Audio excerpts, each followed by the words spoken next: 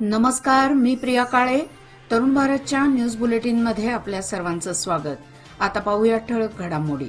नुकत्याच खानापूर तालुक्यातील आमगावातील हर्षदा घाडी यांच्या बाबतीत घडलेली ती दुर्दैवी घटना, घाडी कुटुंबियांची हालाकीची परिस्थिती व उपचारासाठी खर्च न झेपणारा, या संदर्भात तरुण भारतने सविस्तर वृत्त प्रसारित केले होते. याची दखल खानापूर तालुक्याच्या माजी आमदार अंजलीताई निंबाळकर यांनी घाडी कुटुंबियांची विचारपूस करून त्यांच्या समस्या जाणून घेतल्या आणि डॉक्टर अंजलीताई फाउंडेशन संस्थेमार्फत घाडी कुटुंबियांना आर्थिक मदत देऊ केली. आज झालेल्या बैठकीत आमगाववासीय आपल्या काही अटींसह आपले गाव स्थलांतर करण्यास तयारी दर्शवली. याबाबत अंजली निंबाळकर स्वतः मुख्यमंत्र्यांशी या प्रकरणाविषयी चर्चा करून नक्की सकारात्मक मार्ग काढू असे प्रतिपादन केले. या प्रसंगी ब्लॉक काँग्रेस अध्यक्ष महादेव कोळी, अॅडव्होकेट ईश्वर घाडी, सुरेश भाऊ, दीपक कौठणकर, गणेश कुलम, नागेश पाटील, ऋत्विक कुंभार, साई सुतार यांच्यासह समस्त आमगाववासीय उपस्थित होते. केवळ पीक कर्ज माफ करणे हा कर्जमाफीचा मर्यादित अर्थ न ठेवता शेतकऱ्यांवरील सर्व प्रकारचे कर्ज माफ करा, कृषी विरोधी कायदे रद्द करा, थकीत ऊसाचे बिल अदा करा, शिवाय शेतकऱ्यांना सोयीस्कर विद्युत पुरवठा करा, अशी मागणी शेतकरी संघटनांच्या वतीने आज जिल्हाधिकाऱ्यांना निवेदन देऊन मागणी करण्यात आली होती. शेती, शेतीपूरक कर्जे, जलवाहिनी, विहीर, गृहकर्ज, शैक्षणिक कर्ज, ग्रीन हाऊस, पॉली हाऊस उभारणीसाठी घेतलेले कर्ज, साठवणुकीची साधने यावरील कर्जे ही माफ करावीत, अशी मागणी समितीने केली. तसेच शेतकरी विरोधी कायदे रद्द करावेत आदी मागण्या यावेळी करण्यात आल्या. याशिवाय राज्य सरकारने ऊस दर इतर राज्यातील फरक समजून घेऊन त्यानुसार दर जाहीर करावा, अशी मागणीही त्यांनी केली. यावेळी या संदर्भात अधिकाऱ्यांसोबत चर्चा करून निर्णय घेण्यात येईल, असे जिल्हाधिकारी मोहम्मद रोशन यांनी सांगितले. यावेळी बहुसंख्य शेतकरी उपस्थित होते. गेले काही दिवस बेळगाव शहरात पावसाने पुन्हा जोर धरला आहे. आठवडाभरात राज्यात ठिकठिकाणी झाडे पडणे, दरडी कोसळणे, घरात पाणी शिरणे, रस्त्यावर पाणी साचून राहणे अशा घटना घडल्या. अशा पावसाचा कहर झेलत असतानाच बेळगावकरांना आता स्मार्ट सिटीची अंतर्गत केलेली स्मार्ट खड्ड्यांचा सामना करावा लागत आहे. शहरातील स्मार्ट सिटीचे दुखणे संपले असे वाटत होते, मात्र हा गैरसमज होता.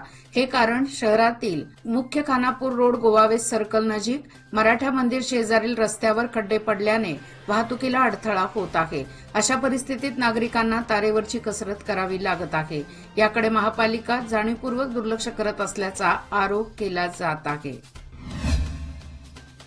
वर्षभरापूर्वी स्थापन झालेल्या नदाफ पिंजारा महामंडळाला लवकरात लवकर निधी उपलब्ध करून द्यावा, अशी मागणी कर्नाटक राज्य नदाफ पिंजारा समाजाच्या वतीने निवेदनाद्वारे केली आहे.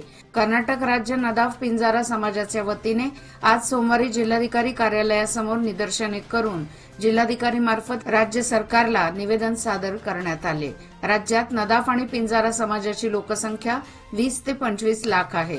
गेल्या सरकारने नदाफ व पिंजारा समाजाच्या विकासासाठी स्वतंत्र महामंडळ स्थापन केले, मात्र आतापर्यंत अनुदान देण्यात आलेले नाही. आता या सरकारने समाजाला अनुदान लवकर जाहीर करावे, अशी मागणी निवेदनात नमूद करण्यात आली आहे. यावेळी कर्नाटक राज्य नदाफ पिंजारा संघाचे सदस्य उपस्थित होते. कचेरी रोड परिसरात अनेक सरकारी कार्यालये, याचबरोबर सरकारी कागदपत्रासाठी लागणारी आस्थापने असल्यामुळे नेहमीच वाहतूक कोंडी होत असते. बेशिस्तपणामुळे लावण्यात आलेल्या वाहनांमुळे ये जा करणाऱ्या नागरिकांची गैरसोय होत आहे. त्यामुळे कचेरी गल्लीमध्ये समविषम पद्धतीने पार्किंग सुरू करावे, अशी मागणी होत आहे.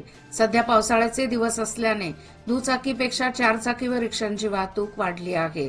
शहरात अनेक ठिकाणी अरुंद रस्ते असल्यामुळे वाहतूक कोंडींची समस्या निर्माण वारंवार होत आहे. कचेरी रोड परिसरात जुने तहसीलदार कार्यालय, याचबरोबर महसूल विभाग व चावडी कार्यालय आहे. सरकारी कागदपत्रांसाठी लागणारे झेरॉक्स, टायपिंग व बॉन्ड आणि इतर साहित्यांची दुकाने या परिसरातच असल्याने वाहनांची नेहमीच कोंडी होते. अशा प्रकारे वाहतूक कोंडी होत असल्याने येथील व्यापाऱ्यांनाही त्याचा फटका बसत आहे. त्यामुळे वाहतूक कोंडींची समस्या सोडवावी, अशी मागणी होत आहे. महिलांची शक्ती हीच समृद्ध भविष्याची निर्मिती. लोकमान्य घेऊन आले आहेत महिला उन्नती योजना, जी देते तुमच्या गुंतवणुकीवर 10% आकर्षक व्याजदर फक्त 500 दिवसांकरिता. किमान गुंतवणूक 10,000 रुपये. अधिक माहितीसाठी आजच कॉल करा 1800-212-4050. योजना फक्त महिला सभासदांकरिता. नियम अटी लागू. लोकमान्य, जिथे पैसे वाढतात आणि नातं वृद्धिंगत होतं. गोव्याच्या नैऋत्येत सुमारे 102 नॉटिकल मैल अंतरावर असलेल्या कंटेनर मालवाहू जहाजाला शुक्रवारी रात्री आग लागण्याची घटना घडली. खराब हवामान व मुसळधार पावसासह आव्हानात्मक परिस्थिती असूनही भारतीय तटरक्षक दल व अग्निशमन दलाच्या वतीने ही आग विझवण्यात आली. हे जहाज आंतरराष्ट्रीय सागरी मार्गादरम्यान धोकादायक माल घेऊन जात असल्याची माहिती समोर आली आहे. हे मालवाहू जहाज गुजरातहून श्रीलंका कोलंबोच्या दिशेने जात होते, असे प्राथमिक माहिती समोर आली आहे. बेळगाव जिल्ह्यातील मुडलगी तालुक्यातील लक्ष्मेश्वर गावात आपली पत्नी दुसऱ्या व्यक्तीसोबत दुचाकीवरून जात असल्याचे पाहून पतीने दोघांवर बंदुकीने हल्ला केला. त्यामध्ये एकाचा मृत्यू झाला. या घटनेत मौलासाब यासिन मोमीन वय वर्षे 28 या व्यक्तीची निर्गुण हत्या झाली आहे. विवाहित महिला परपुरुषासोबत दुचाकीवरून जात होती. त्यावेळी त्या महिलेचा पती अमोघ ढवळेश्वर याने त्या दोघांना पाहिले. दोघांना वाटेत अडवून जोरदार वादावादी आणि हाणामारी झाली. झालेल्या झटापटीत गोळीबार करण्यात आला. अमोघला पोलिसांनी अटक केली असून या प्रकरणी कुलगोड पोलीस ठाण्यात गुन्हा दाखल करण्यात आला आहे. सोमवारी झालेल्या संततधार पावसामुळे कॉलेज रोड बेळगाव येथे वाहणारी ड्रेनेज लाईन ब्लॉक होऊन त्यातून पावसाचे वाहणारे पाणी बाहेर येऊ लागले. पाण्याचा प्रवाह अखंडपणे रस्त्यावर वाहू लागला असून आता याकडे महानगरपालिकेने व कॅन्टोन्मेंट बोर्डाने लक्ष पुरवण्याची गरज निर्माण झाली आहे. यामुळे मार्गावरून होणाऱ्या वाहतुकीवर परिणाम होत आहे. मुंबई शहरात मागील काही दिवसांपासून जोरदार पाऊस कोसळत आहे. त्यामुळे ठिकठिकाणी पाणी साचले असून रस्ते व रेल्वे वाहतूकही विस्कळीत झाली आहे. हवामान खात्याकडून आता पुन्हा एकदा शहर आणि उपनगरांमध्ये जोरदार ते अतिजोरदार पावसाचा इशारा देण्यात आला आहे. मुंबई शहर व उपनगरात जोरदार ते अतिजोरदार स्वरूपाचा तर काही ठिकाणी मुसळधार पाऊस कोसळण्याची शक्यता वर्तवली आहे, अशी माहिती हवामान खात्याकडून देण्यात आली आहे. या पार्श्वभूमीवर कामासाठी घराबाहेर पडणाऱ्या नागरिकांनी योग्य ती खबरदारी घ्यावी, असे आवाहन प्रशासनाकडून करण्यात आले आहे. महानगरपालिकेच्या लेखास्थायी समितीच्या बैठकीत अनेक धक्कादायक प्रकार उघडकीस आले आहेत. 2022 पासून महानगरपालिकेचे ऑडिट झाले नसल्याने अनुदानावर गदा आली आहे. तर 3.5 कोटी रुपयांचे जीएसटी भरणे शिल्लक असल्याची बाब बैठकीतून निदर्शनास आली. लेखास्थायी समितीच्या पहिल्याच बैठकीत विविध विषयांवर चर्चा करण्यात आली. अध्यक्षस्थानी अध्यक्षा रेश्मा कामकर होत्या.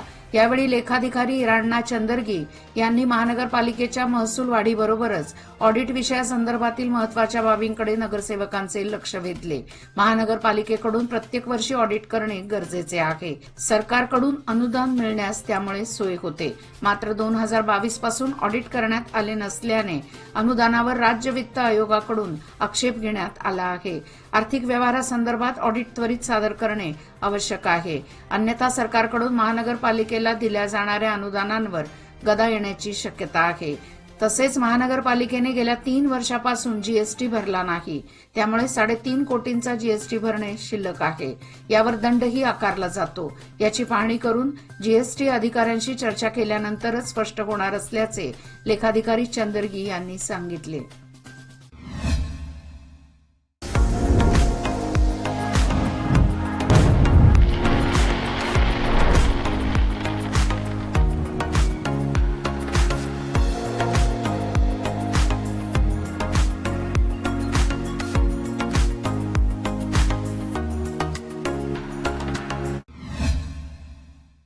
निप्पाणी शहर व परिसरातील ग्रामीण भाग बहुतांशी शेती व्यवसायावर अवलंबून आहे.